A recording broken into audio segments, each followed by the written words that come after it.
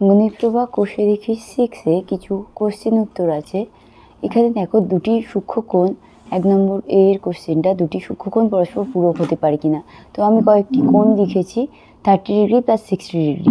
30 এবং 60 ডিগ্রি দুটোই 90 ডিগ্রির থেকে কম, অতএব এরা সূক্ষ্মকোণ।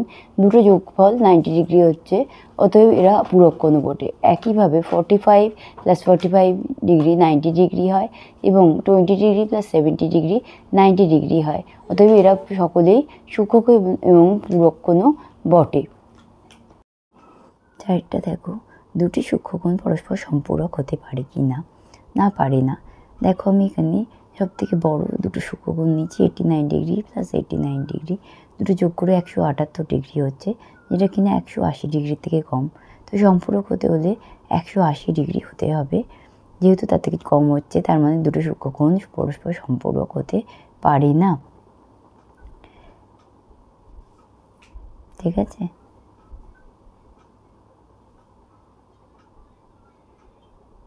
এবার দেখো পরের অঙ্ক, একটি সূক্ষ্মকোণ ও একটি স্থূলকোণ পরস্পর পূরক হতে পারে কিনা।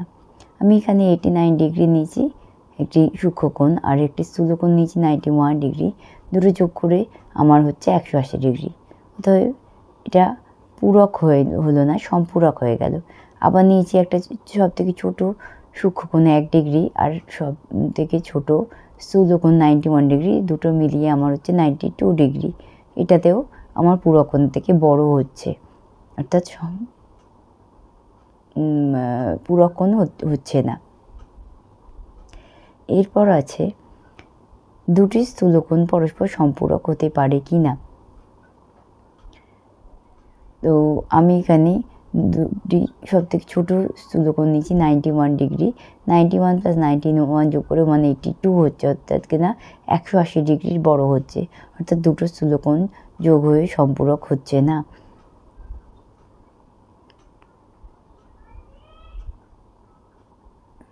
পরের অঙ্ক হলো দুটি সমকোণ পরস্পর সম্পূরক হতে পারে কি না।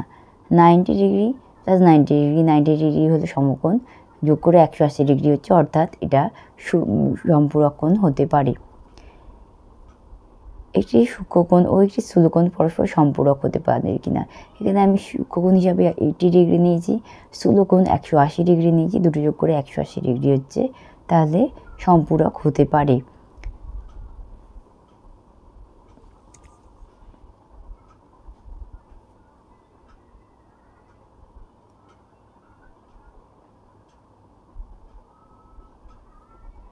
দুটি সন্নিহিত কোণ পরস্পর পূরক হতে পারে কি না। দেখো এখানে একটি রশ্মি আর একটা রশ্মির উপর খাড়া হয়ে আছে, অর্থাৎ এটা কিনা আমার হচ্ছে এই পুরো পোর্শনটা 90 ডিগ্রি। আমি মাঝখান দিয়ে এর ছেদ বিন্দু দিয়ে একটা ছেদক টেনেছি, যার ফলে 90 ডিগ্রি দুভাগে ভাগ হয়ে গেছে। তো প্রথমে একটি কোণ এবং আরেকটি কোণ তৈরি করেছে। তো এই দুটি কোণের ছেদবিন্দু হলো ও, এবং সাধারণ একটি বাহু আছে মাঝখানে, এবং কোণ দুটির বাকি দুই বাহু সাধারণ বাহুর দুই পাশে অবস্থিত, অর্থাৎ এরা দুজন সন্নিহিত কোণ এবং দুজনে যোগ হয়ে 90 ডিগ্রিই হবে। সেই কারণে এরা পূরক কোণও তৈরি করছে। দুটি সন্নিহিত কোণ পূরক কোণ হতে পারে অবশ্যই। এবার দেখো দুটি সন্নিহিত কোণ পরস্পর সম্পূরক হতে পারে কি না। এখানে আমি একটা স্ট্রেট লাইন নিয়েছি, তো স্ট্রেট লাইনের উপর পুরো এই যে কোণটা তৈরি হয়, এটা কত হয় 180 ডিগ্রি। আমি 180কে মাঝখান দিয়ে একটা ছেদক টেনেছি, যেটা কিনা ও বিন্দুতে ছেদ করেছে ধরো। তো ও বিন্দুতে ছেদ করার ফলে দুদিকে দুটি, এই ছেদকের দুই পাশে দুটি কোণ তৈরি হয়েছে। তো কোণ দুটি ছেদক, যেহেতু ও এ যেটা সাধারণ বাহু এবং ও বিন্দু হলো শীর্ষবিন্দু, এবং দুপাশে এই সাধারণ বাহুর দুই পাশে দুটি বাহু অবস্থিত, অতএব এই দুটি হলো সন্নিহিত কোণ এবং দুজনেই সম্পূরক কোণ তৈরি করছে।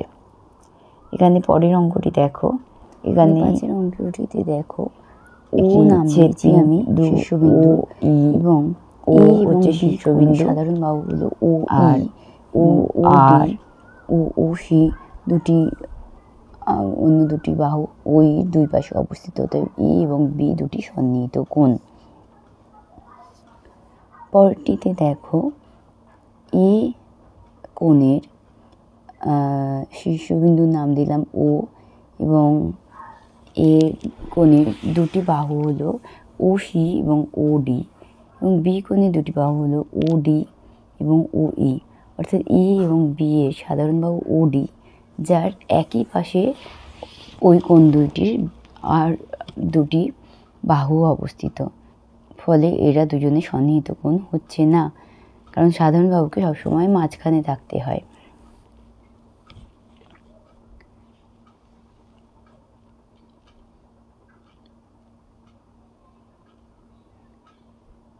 পরেরটি দেখো, এখানেও শীর্ষবিন্দুর নাম দিলাম ও এবং ও ই হলো সাধারণ বাহু এ এবং বি কোণের এবং ই ও বি কোণের আর দুটো রশ্মি হচ্ছে তোমার ও সি এবং ও ডি, যেটা কিনা সাধারণ বাহুর দুই পাশে অবস্থিত এবং একমাত্র শীর্ষবিন্দু ও, অতএব এ এবং বি দুটি সন্নিহিত কোণ। পরের ছবিটিতে দেখো এদের শীর্ষবিন্দু এ এবং বি কোণের শীর্ষবিন্দু এক নয়, দুটোর নাম আলাদা আলাদা দিলাম, একটা ও আর একটা ও ড্যাশ, এবং সেক্ষেত্রে এদের কোনো সাধারণ বাহু হবে না এবং সাধারণ বাহু যদি আমি ওই রশ্মিটিকে যেটা ও দিয়ে আঁকা হয়েছে এটার ও ই নাম দিই, ও সি নাম দিই, তাহলে এই কোণের জন্যে শীর্ষবিন্দু হলো ও ড্যাশ এবং ও ড্যাশ সি এবং শীর্ষবিন্দু এবং সাধারণ বাহু আলাদা আলাদা হয়, ওই দুটি হলো সন্নিহিত হলো না। পরের অঙ্কটি দেখো, সায়ন্তনী একটি সরলরেখা আঁকলো, এ বি আঁকলো, আমি সেই সরলরেখার উপর কোনো একটি বিন্দু পেয়ে নিলাম। এখানে দেখো অলরেডি আমি এঁকে রেখেছি এ বি একটি সরলরেখা, তার মাঝখানে পি একটু বিন্দু নিলাম এবং পি কিউ একটি ছেদক আঁকলাম। তারপরে আমার কোণ তৈরি হলো বিপি কিউ এবং এপি কিউ। ঠিক আছে, এবার দেখো আমরা যদি চাঁদা বসাই, চাঁদা বসিয়ে আমরা দুটো কোণের মান বার করতে পারবো। তো এখান থেকে আমরা দেখতে পাচ্ছি মোটামুটিভাবে বিপি কি হলো তোমার 65 ডিগ্রি আর এপি কিউ হলো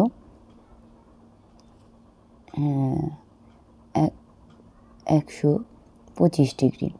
তো দুটোকে যোগ করলে কত হচ্ছে আমরা দেখি।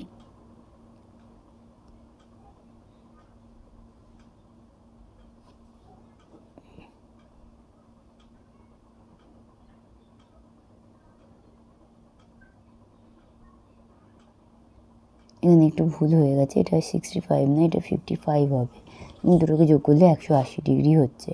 তো তাহলে এ পিবি আমার একই সরল রেখায় অবস্থিত হবে। এখানে শাকিল দুটি সন্নিহিত কোণ এঁকেছে এপিসি এবং এবিডি, যাদের সমষ্টি 180 ডিগ্রি এবং আলাদা আলাদা করে যে এবিসি এবিডিকে আঁকি সেটা কীরকম হবে দেখা যাক। দেখো এখানে শাকিল এটা এঁকেছে, ধরো এবিসি এবং এবিডি এদের সমষ্টি 180 ডিগ্রি, অর্থাৎ সিবিডি একই সরলরেখায় অবস্থিত। এবার এটাকে চাঁদা দিয়ে মেপে প্রথমে এবিসিকে আঁকতে হবে এবং তারপরে আবার চাঁদা দিয়ে মেপে এবিডিকে মাপতে হবে এবং দুটোকে একই বি বিন্দুকে শীর্ষবিন্দু হিসেবে আঁকতে হবে। তারপর যদি দেখি দুটোর যোগফল 180 ডিগ্রি হচ্ছে, তাহলে সিবিডি একই সরলরেখায় অবস্থিত হবে।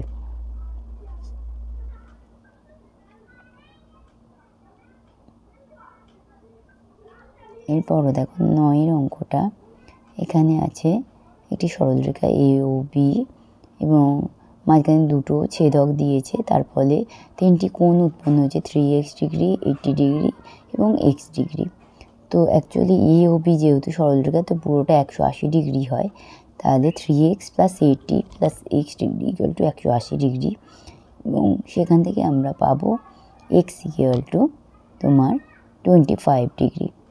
এখানে দেখো 4x আর 80 ডিগ্রি এদিকে চলে এলে হয় 100 ডিগ্রি, তাহলে x ইকুয়াল টু 4 দিয়ে ভাগ করে 25 ডিগ্রি হয়, তাই তো।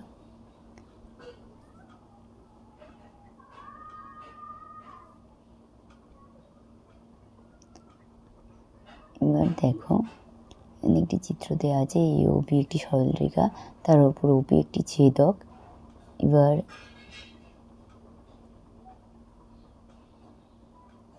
এ ও বি হচ্ছে বি ও পি এর থেকে 140 ডিগ্রি বড়, তাহলে আমরা লিখতে পারি B O P plus 140 degree equal to 180 degree, কারণ এ ও বির মান তো 180 ডিগ্রি।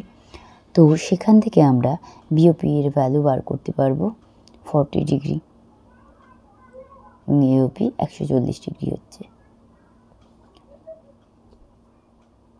এরপরে অঙ্কটি দেখো, দুটি সন্নিহিত কোণের বহিস্থিত বাহু দুটি একই সরলরেখায় অবস্থিত। যেহেতু সন্নিহিত কোণ দুটি 35 এবং অনুমান 45 ডিগ্রি, দুটো যোগ করলে 180 ডিগ্রি হয়, তাহলে এই সন্নিহিত কোণ দুটো অবশ্যই করে একই বা ওই সন্নিহিত কোণের বহিস্থিত বাহুগুলি একই সরলরেখায় অবস্থিত। তো